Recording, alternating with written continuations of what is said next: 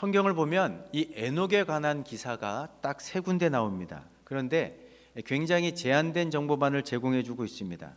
그럼에도 불구하고 이 기록된 구절들을 근거로 최대한 재구성을 해보면 에녹이라는 사람이 어떤 사람이었고 어떻게 믿음의 삶을 살았고 어떻게 하나님의 인정을 받는 그런 일생을 살았는지를 엿볼 수 있습니다. 오늘 본문을 보면 히브리서 기자가 에녹에 대해서 이렇게 소개하고 있습니다. 5절 말씀인데 다시 한번 읽어보겠습니다. 믿음으로 에녹은 죽음을 보지 않고 옮겨졌으니 하나님이 그를 옮기심으로 다시 보이지 아니하였느니라.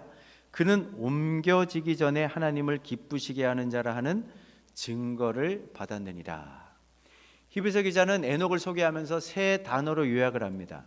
첫 번째, 그는 믿음의 사람이었다.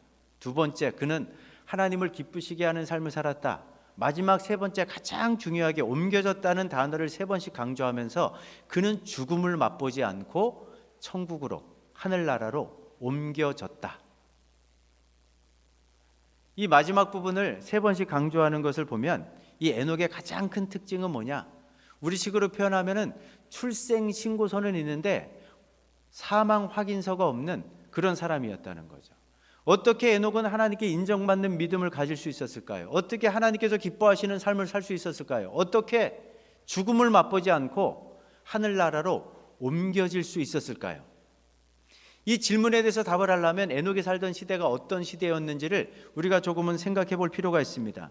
에녹은 아담의 7대 손자였습니다. 그런데 아담의 7대 손자 가운데는 이렇게 경건한 믿음의 후손인 에녹도 있었지만 불경건한 불신앙의 사람 라멕과 같은 사람도 있었습니다. 이 라멕도 아담의 7대 손인데 라멕이 어떤 사람인지에 대해서 창세기 4장 23절 말씀 보면 이렇게 말씀하고 있습니다. 제가 한번 읽어보겠습니다. 라멕이 아내들에게 이르되 아다와 실라여 내 목소리를 들으라. 라멕의 아내들이여 내 말을 들으라. 나의 상처로 말미암아 내가 사람을 죽였고 나의 상함으로 말미암아 소년을 죽였도다. 라멕은 가인처럼 살인자였습니다. 또 자신의 정욕을 따라서 하나님께서 정해놓으신 일부 일처의 창조 질서, 결혼제도의 원리를 깨뜨리고 2명의 아내를 취했던 최초의 사람입니다. 그런데 창세기 4장 말씀 보면 이 라멕의 아들들은 하나같이 세상적으로 성공한 사람들이었습니다. 야발은 목축업의 선구자가 됐습니다. 유발은 각종 악기를 다루는 최고의 음악가가 됐습니다. 두발가에는 구리와 철을 재료로 해서 각종 기구를 만드는 최고의 기술자였습니다. 한마디로 말하면 에녹이 살던 시대는 어떤 시대였느냐? 불의한 사람들이 득세하던 시대입니다. 그들로 말미암아 갖가지 불법, 폭력, 살인, 또 성적인 타락과 부도덕이 가득 차 있던 그 시대를 살았던 사람이 바로 에녹이었다는 거죠. 그런 시대적인 상황 한가운데 속에서 에녹은 어떤 삶을 살았느냐? 믿음의 삶을 살았습니다. 특별히 창세기 기자는 에녹이 어떤 믿음을 갖고 있었는지 그 창세기 5장 22절에서 이렇게 이야기합니다. 같이 한번 읽어보실까요? 에녹은 무드셀라를 낳은 후 300년을 하나님과 동행하며 자녀들을 낳았다. 에녹이 갖고 있는 믿음의 특징은 하나님과 동행했다는 겁니다. 믿음의 본질은 똑같지만 그가 살아가는 시대적인 상황과 개인적인 형편에 따라서 믿음이 표현되는 방식은 다양하게 나타납니다. 지난 시간에 살펴본 아벨의 믿음은 예배를 통해서 표현됐습니다. 오늘 본문의 에녹은 바로 하나님과 동행하는 삶을 통해서 표현되고 있다라고 성경은 증언하고 있습니다. 여기서 동행했다는 이 단어는 하나님과 함께 걸었다는 겁니다. 하나님과 개인적이고 친밀한 관계를 유지하면서 풍성한 교제를 나눴다는 겁니다. 그런데 이 동행이라는 것은 사실은 원래 창조된 인간들의 본래 모습이었습니다. 이 에녹이 하나님과 동행했다고 했을 때 이 동행하라는 단어가 가장 먼저 등장하는 곳이 바로 에덴 동산입니다. 창세기 3장 8절 말씀 보면 이런 말씀이 있는데 같이 한번 읽어보십니다. 그들이 그날 바람이 불 때 동산에 거니시는 여호와 하나님의 소리를 듣고 아담과 그의 아내가 여호와 하나님의 낯을 피하여 동산 나무 사이에 숨은지라. 아담과 하와가 범죄하기 전에 벌어진 어떤 일들이 벌어졌냐 하면 하나님께서는 아담과 하와가 살고 있던 에덴 동산으로 날마다 찾아오셨습니다. 그래서 그 찾아오셔갖고 아담과 하와를 부르시면 소리만 들어도 하나님께서 수시로 찾다 보니까 하나님의 음성인 줄 알고 하나님께 가까이 나가서 그 하나님과 친밀하게 교제했다는 거예요. 여기서 거닐었다는 이 단어가 바로 동행했다는 단어와 똑같은 단어입니다. 그러니까 하나님과 동행하는 것은 죄를 짓기 이전에 인간이 하나님과 관계를 맺고 살아가던 삶의 방식이었다는 겁니다. 친밀한 교제, 풍성한 나눔, 사귐, 이것이 바로 인간과 하나님 사이에 만들어진 그런 관계성이었다는 거죠.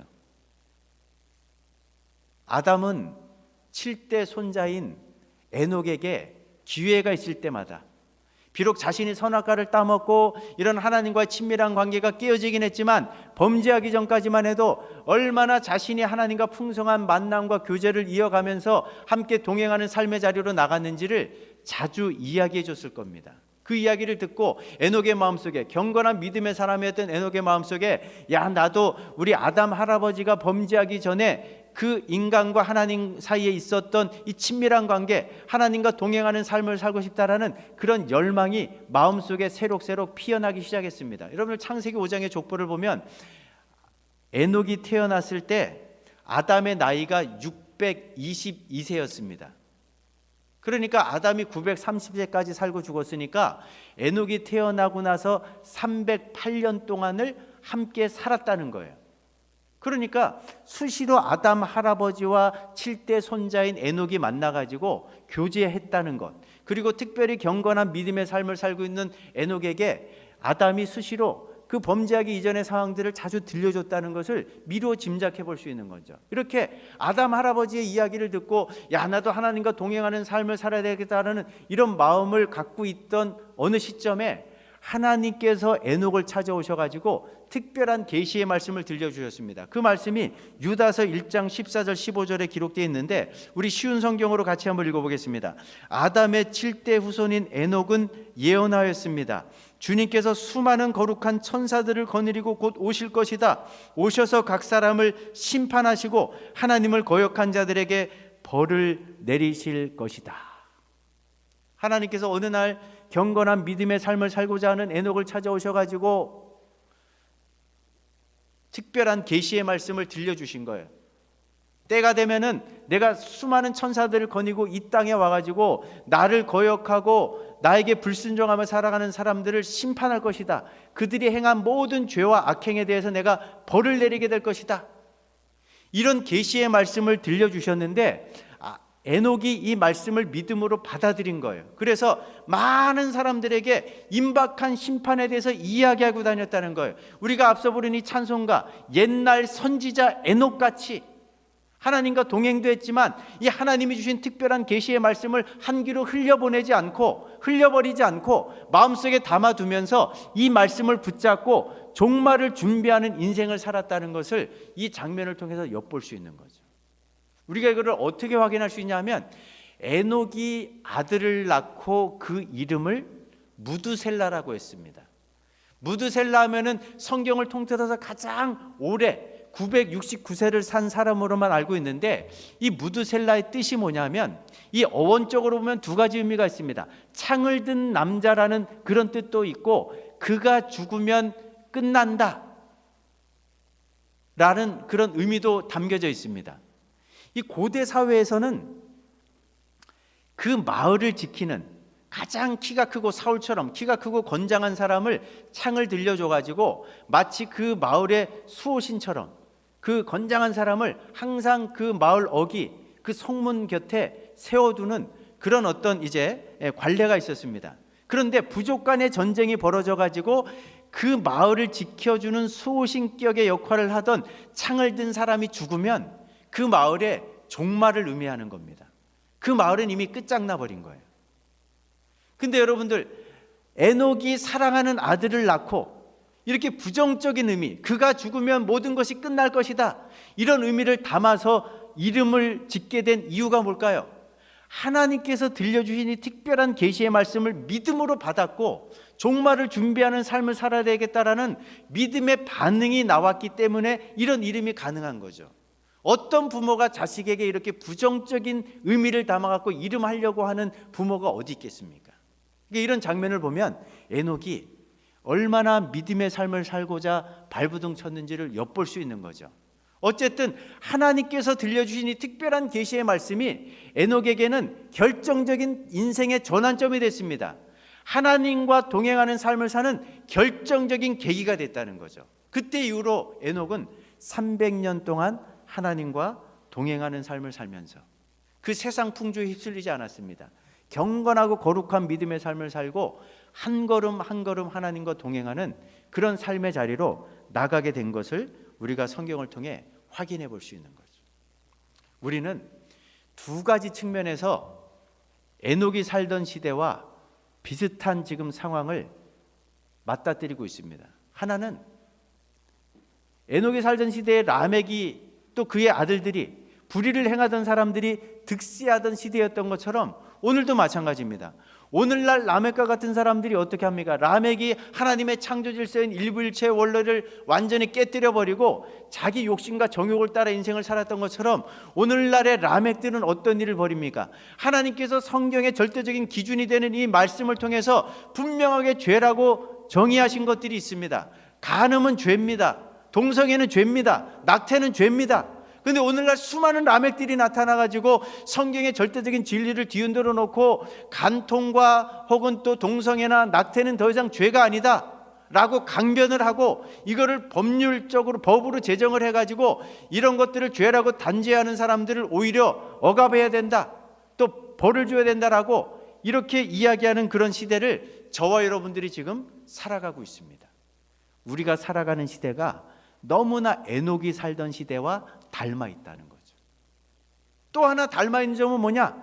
에녹이 하나님의 특별 계시를 통해서 세상의 종말이 반드시 임할 것이라는 그 경고를 받았던 것처럼 우리가 살아가는 시대, 성경의 수많은 말씀들을 통해서 이 세상이 결코 영원하지 않고 반드시 이 세상에 종말이 있다는 사실을 경고받는 시대에 우리가 지금 살고 있습니다. 특별히 2020년 올 한 해 78억 명의 인구가 더 살고 있는 이 지구촌, 전 세계적인 이 코로나19라는 팬데믹을 통해서 이렇게 지속적으로, 이렇게 강력하게, 이렇게 분명하게 이 세상이 결코 영원하지 않고 성경에서 예언된 이 세상의 끝이 있다는 것을 이렇게 분명하게 경고받는 시대는 없었습니다. 2020년 12월을 맞이하는 오늘 이 아침, 우리는 이 세상이 결코 영원하지 않을 것이라는 이 성경의 분명한 메시지가 코로나19 1년 내내 계속된 이 팬데믹 사태를 통해서 목도하는 그 시대 속에서 우리가 지금 살아가고 있는 거죠. 에녹과 너무나 흡사한 시대에 우리가 지금 살고 있는 겁니다. 오늘 본문의 말씀은 그런 우리들에게 한 가지 더 질문하고 있습니다. 그렇다면 우리는 에녹처럼 죄악이 넘쳐나는 이 세상 한가운데 살면서 세상 풍조에 휩쓸리지 않고 에녹처럼 하나님과 날마다 동행하는 믿음의 삶을 살고 있느냐? 이 질문에 대해서 어떻게 대답하시겠습니까? 어떤 대답을 하실 수 있으시겠습니까? 우리는 자신이 없습니다. 그런데 오늘 본문에 아벨보다 훨씬 더 뛰어나신 예수님이 우리를 도와주신다면 우리도 에녹처럼 하나님과 동행하는 믿음의 삶을 살 수 있는 줄로 믿습니다. 예수님이 어떤 분이십니까? 에녹은 300년 동안 하나님과 동행했지만 예수님은 하나님과 항상 함께 하셨던 분입니다. 요한복음 1장 1절 말씀 보면 이 세상에 오시기 전에 예수님은 말씀으로 계시면서 하나님과 함께 이 세상 만물을 창조하시고 교제하셨던 분입니다. 이 세상에 인간의 몸을 입고 오시고 난 다음에는 아버지와 아들의 관계 속에서 정말 친밀하고 풍성한 교제를 나누셨던 분입니다. 예수님께서 이 땅에 계시는 동안 아버지 하나님과 얼마나 친밀하게 관계를 누리고 계신지에 대해서 요한복음 14장 9절과 10절에서 이렇게 말씀하신 적이 있습니다. 같이 한번 읽어보시겠습니다. 예수께서 이르시되 빌립아, 내가 이렇게 오래 너희와 함께 있으되 내가 너를 알지 못하느냐? 나를 본 자는 아버지를 보았거늘 어찌하여 아버지를 보이라 하느냐? 내가 아버지 안에 거하고 아버지는 내 안에 계신 것을 내가 믿지 아니하느냐? 내가 너희에게 이르는 말은 스스로 하는 것이 아니라 아버지께서 내 안에 계셔서 그의 일을 하시는 것이라. 예수님이 얼마나 아버지 하나님과 친밀한 관계에 있는지를 설명하시는 거예요. 빌립에게 왜 이렇게 믿음이 없느냐?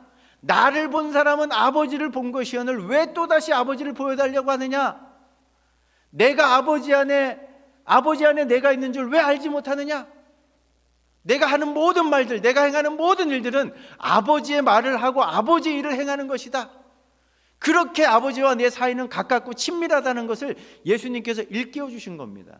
여러분들 사복음서 말씀 보면요, 예수님께서 아버지 하나님과 얼마나 친밀한 교회를 나누셨는지, 그때 당시 하나님은 감히 인간들이 범접할 수 없는 너무나 높은 곳에만 계신 분으로 생각했던 그 시절에 예수님께서는 제자들에게 당신이 그렇게 누리고 있는 것처럼 이 은혜를 제자들과도 나누고 싶어갖고 뭐라고 말씀하십니까? 더 이상 아버지를 멀린 분으로 생각하지 말라. 아버지를 부를 때 너희들의 아버지가 되시니까 기도하면서 아빠 아버지라고 불러라. 그리고 하나님께서는요, 이 땅에 계신 예수님, 물리적으로는 떨어져 있었지만 아들 예수님의 결정적인 삶의 순간마다 나타나셔가지고 누가 뭐래도 너는 내 사랑하는 아들이다, 내가 너를 기뻐한다라는 그런 음성을 들려주셨습니다. 여러분들, 이 아버지와 아들 예수님과의 관계, 이 관계가 얼마나 돈독했는지를 엿보려면 사람과의 관계도 마찬가지입니다. 평상시 평안할 때는 그 관계가 좋은 것 같아도 갑자기 어느 한 사람이 어려움에 처하거나 혹은 서로 의견 충돌이 있을 때 그때 그 어려움들을 어떻게 헤쳐나가는지를 보면 두 사람의 관계가 정말 얼마나 돈독한 사이인지를 엿볼 수 있는 거죠. 세상 사람들은 평상시에는 다 좋은 관계를 유지하는 것 같다가도 결정적으로 어떤 사람이 질병을 걸려갖고 고통 가운데 있거나 어떤 경제적으로 파산을 하고 그러면서 정말 모든 것들을 다 잃어버리게 되면은 그렇게 가까운 사이였던 줄 알았던 친구들이 하나둘씩 다 떠나가고 나 몰라라는 것이 바로 사람들이 사는 세상입니다. 근데 아들 예수님과 아버지 하나님 사이에도 이런 약간의 어려움이 찾아왔던 순간이 있었습니다. 겟세마네 동산에서는 아들 예수님과 아버지 하나님과의 의견이 서로 충돌하셨던 그 상황입니다. 아들 예수님이 기도하면서 막 용을 쓰시면서 이 십자가의 잔을 좀 피해갈 수는 없습니까? 그렇게 막 몸부림을 치셨습니다. 그럼에도 불구하고 결국 아들 예수님은 내 원대로 마시고 아버지의 뜻대로 되기를 원합니다라고 아버지 뜻에 자신의 뜻을 복종시키는 것을 볼 수가 있어요. 인간의 죄를 대신하는 십자가 위에서만큼은요, 아들 예수님이 십자가를 져야 된다는 걸 알고 십자가 위에 오르셨어요. 십자가를 지고 고통당하다 보니까 하나님의 맹렬한 진노가 쏟아부어지는 그 현장에서 홀로 감당하기가 너무 힘드신 거예요. 그래서 엘리 엘리 라마 사막다니, 나의 하나님 어찌하여 나를 버리시나이까라고 절규를 했어요. 그런데 그 순간만큼은 아버지 하나님께서 완전히 아들에게 등을 돌려버리십니다. 아무런 대꾸를 하지 않아요. 아무런 응답을 하지 않아요. 그럼에도 불구하고 아들 예수님은 끝까지 아버지 하나님을 신뢰하면서 숨을 거두시기 마지막 직전에 뭐라고 말씀하십니까? 아버지여, 내 영혼을 당신의 손에 의탁하나이다. 절대적인 아버지에 대한 신뢰가 없으면 이런 고백을 할 수 없는 거죠. 이런 고백을 하고 숨을 거두신 예수님을 하늘아버지가 어떻게 하십니까? 사망 한가운데서 다시금 부활시키셔갖고 하늘로 올리셔서 당신의 보좌 우편에 앉히셨습니다. 이게 바로 아들 예수님과 아버지 하나님 사이에 있었던 교제입니다. 관계입니다. 그렇습니다. 이 예수님이 우리를 도와주시고 우리와 함께 하시면 우리도 에녹처럼 하나님과 동행하는 믿음의 일생을 살 수 있는 줄로 믿으시기 바랍니다. 예수님은 아벨보다 훨씬 더 뛰어난 분이십니다. 아니 진짜 아벨이십니다. 그 예수님이요, 하나님과 우리가 동행하는 삶을 살도록 하기 위해서 우리에게 구체적으로 어떤 일을 해주시느냐, 먼저 하나님과 우리 사이에 깨어진 관계를 회복시켜 주십니다. 하나님과 우리를 화목시켜 주십니다. 화목해 하시는 거죠. 여러분들 로마서 5장 10절과 11절 말씀 같이 한번 읽어보십니다. 곧 우리가 원수 되었을 때에 그 아들의 죽으심으로 말미암아 하나님과 화목하게 되었은즉 그뿐 아니라 이제 우리로 화목하게 하신 우리 주 예수 그리스도로 말미암아 하나님 안에서 또한 즐거워하느니라. 아멘. 우리는 마치 에녹 시대의 또 다른 라멕, 자기 마음대로 육신의 정욕을 따라 살아가던 라멕처럼 이 시대의 불순종의 아들들 가운데 역사하는 악한 영에 사로잡혀가지고 온갖 종류의 죄를 짓고 살아가면서 하나님과 등지고 사는 인생들이었습니다. 하나님과 원수 관계였습니다. 하나님과의 관계가 다 깨어져 버린 그런 인생이었습니다. 그런데 예수님께서 하나밖에 없는 생명의 핏값을 뿌려주시는 것을 통해서 하나님과 우리 사이에 막혀있던 죄의 담을 다 허무시고 깨어진 관계를 회복시켜 주셨다는 거예요. 하나님과의 관계를 회복시켜 주셨다는 거예요. 그래서 하나님과 우리가 화목하게 된 겁니다. 그래서 하나님과 동행할 수 있는 결정적인 근거가, 토대가 예수님을 통해서 마련된 줄로 믿으시기 바랍니다. 예수님은요, 이렇게 우리를 하나님과 화목케 하셨을 뿐만 아니라 하나님과 날마다 친밀한 관계 속에 살아갈 수 있도록 하기 위해서 우리에게 성령을 보내주셨습니다. 여러분들 요한복음 14장 26절 말씀도 한번 읽어보실까요? 보혜사 곧 아버지께서 내 이름으로 보내실 성령, 그가 너희에게 모든 것을 가르치고 내가 너희에게 말한 모든 것을 생각나게 하시리라. 그리스도인들은 어떤 사람들이냐? 로마서 8장의 말씀처럼 무릇 성령으로 인도함을 받는 그들이 하나님의 아들이고 딸입니다. 우리는 성령으로 인도함을 받는 하나님의 자녀들입니다. 성령 하나님께서 하나님의 자녀들을 어떻게 인도해 가실까요? 성령 하나님은 진리의 영이십니다. 진리의 영이신 성령 하나님께서 이 땅을 살고 있는 당신의 자녀들 마음속에 찾아오셔서 말씀을 들고 찾아오시는 거예요. 그래서 우리가 성경을 올 한 해도 이제 한 해를 마무리하면서 성경 읽도 가신 분도 계시고 또 날마다 손은 샘물로 큐티하는 분들도 계시고 이렇게 말씀을 듣고 배우는 분들도 계시는데 그 모든 읽고 묵상하고 배우는 그 모든 말씀을 통해서 하나님의 음성을 들려주십니다. 성령의 감동으로 효력된 하나님의 말씀을 통해 성령 하나님께서 우리에게 교훈하시고 책망하시고 또 바르게 하시고 의의 길을 걷게 만드시는 이 일들을 통해서 우리가 날마다 하나님과 동행할 수 있도록 우리의 걸음들을 인도해 가시는 겁니다. 근데 성령 하나님은 이렇게 진리의 영일 뿐만 아니라 기도의 영입니다.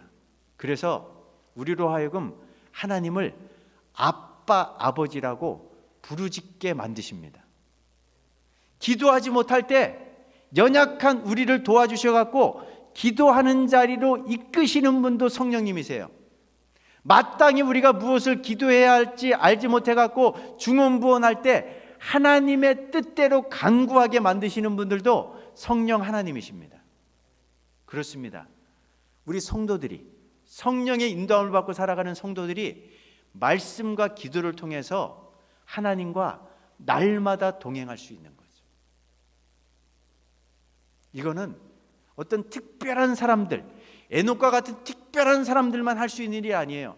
예수 믿는 모든 사람들에게 주어진 놀라운 약속이고 특권이고 축복인 줄로 믿으시기 바랍니다. 예수님이 우리와 함께 하시면 그 예수님의 핏값 때문에 우리가 이미 하나님과 화목해 되었습니다. 화목한 관계를 유지하는 정도가 아니라 성령 하나님의 은혜 가운데 거하기만 하면 그 말씀과 기도 속에서 에녹처럼 300년 아니 주님 앞에 서는 인생의 마지막 순간까지 하나님과 날마다 매일 순간순간 그 하나님과 동행할 수 있게 된 줄로 믿으시기 바랍니다. 이게 우리에게 주어진 놀라운 특권이라는 거죠. 기독교 영성의 대가인 리차드 포스터 목사님이 하나님과 함께하는 삶이라는 이 책을 쓰셨는데 이 책에서 이런 이야기를 합니다.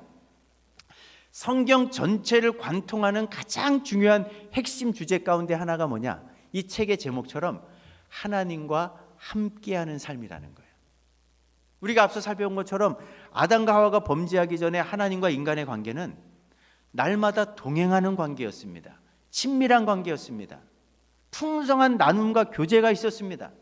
그런데 인간이 죄를 짓고 난 다음에 하나님과 인간의 사이가 갈라졌어요. 깨어졌습니다. 쫓겨났습니다. 그런데 쫓겨난 인생들을 불쌍히 여기셔서 성경의 이야기가 뭐야? 하나님께서 함께하기 위해서 타락하고 부패한 인생들을 찾아오셨다는 얘기 아닙니까?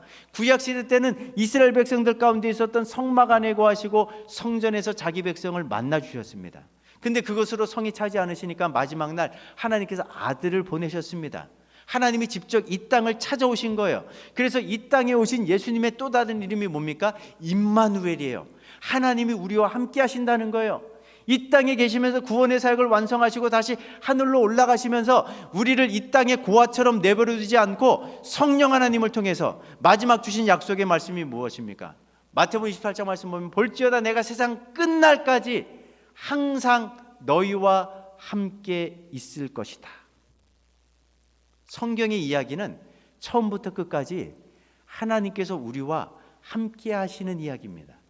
우리가 가게 될 천국도 어떤 곳이냐? 하나님께서 함께하는 곳입니다. 그래서 리차드 폭서 목사님이 이 성경 전체를 관통하고 있는 핵심 주제가 하나님과 함께하는 삶인데, 성경을 읽어보니까 수많은 인생들이 나와요. 요셉처럼 어둠의 긴 터널, 끝도 없는 수렁으로 빠져든 인생도 있습니다. 형들에 의해서 노예로 팔려가고 누명을 뒤집어 쓰고 또 수감도 되고, 다윗처럼 10년 넘게 혹독하게 사울왕에게 쫓겨다니는 그런 인생을 사는 분들도 있습니다. 히스기야처럼 죽을 병에 걸린 인생도 있어요.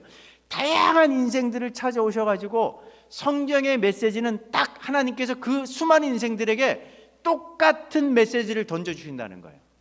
너가 지금 어떤 상황 가운데 있든지 간에 나는 끝까지 너와 함께 하겠다. 내가 너를 지켜주겠다. 그러면서 하나님은 한 가지를 꼭 질문을 던지셨다는 거예요. 나는 너를 끝까지 지켜줄 텐데 너도 나와 함께 하겠냐? 나와 동행하겠냐? 내 제안을 받아들이겠냐? 나와 끝까지 믿음의 걸음을 함께 걸어가겠냐? 이 하나님께서 던지시는 질문에 믿음으로 예스라고 대답한 사람들의 이야기로 가득 차 있는 것이 성경이라고 이야기를 하고 있습니다. 그렇습니다. 오늘도 하나님은 우리를 찾아오셔갖고 똑같은 메시지를 던져주십니다. 우리 창원대교 오늘 가정에서 예배하시는 많은 분들 처한 삶의 상황은 다 제각각 다릅니다. 그런데 우리가 어떤 형편, 어떤 상황 가운데 놓여있든지 간에 하나님께서는 똑같은 얘기를 해주십니다. 너가 어떤 상황 가운데 놓여있든지 간에 나는 너를 결단코 버리지 않는다. 끝까지 너와 함께 할 것이다. 그러면서 우리에게 묻습니다. 그런데 너는 어떠니? 너는 나와 함께 할 의향이 있니? 나와 함께 걸어갈 준비가 돼 있니? 내 제안을 받아들이겠니? 하나님은 오늘도 우리에게 똑같은 질문을 하고 계십니다. 이 질문에 대해서 어떤 대답을 하시겠습니까? 요한계시록 3장 21절 말씀 보면 우리 주님은요 끊임없이 우리의 마음의 문을 두드리고 계세요.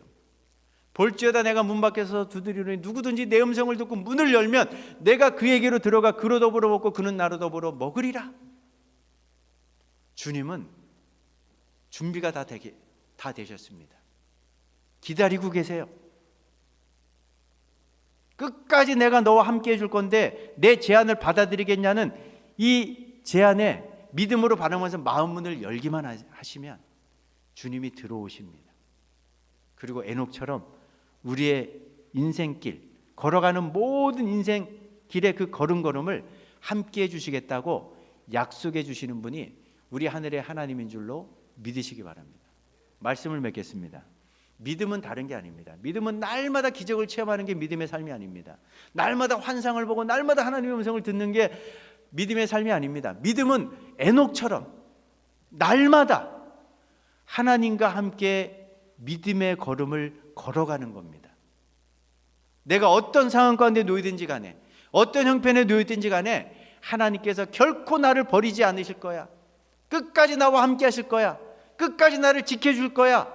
이 믿음을 가지고 그 하나님의 손목을 붙잡고 끝까지 함께 걸어가는 것, 이것이 우리가 살아가는 시대에 요구되는 가장 중요한 믿음의 모습인 줄로 믿습니다. 다시 한번 묻습니다.